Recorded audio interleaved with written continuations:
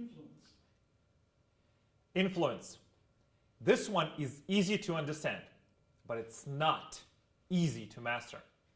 Influence means how much or the extent with which you dominate the conversation.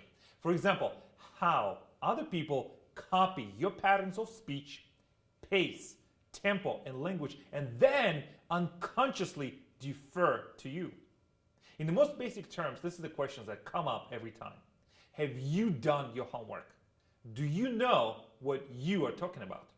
And finally, do you have some passion that burns inside of you for this subject? Because if you don't, in the long term, it will be difficult to fake. But you already know this. And influence is a lot more complicated than that. Because when we dig deeper, we find that some people accomplish more by saying less. That's the juice. That's the real test of influence. Influence starts with positional power. People with power over others tend to talk more, interrupt more, and navigate the conversation a lot more. The second aspect of influence is emotion. Emotion is powerful. When someone sells us with emotion or persuades us with passion, it is almost impossible to resist or ignore. But that emotion can be recalled at will. All it takes is practice and intention.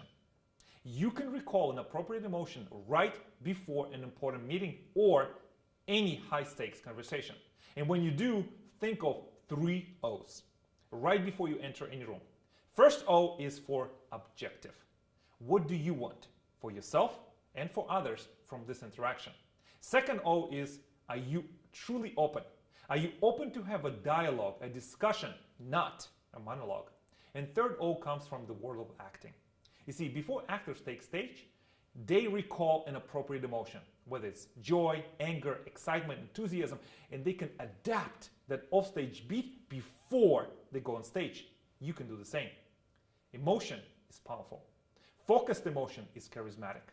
Focus on one emotion at a time and you build your influence muscle with speed and agility.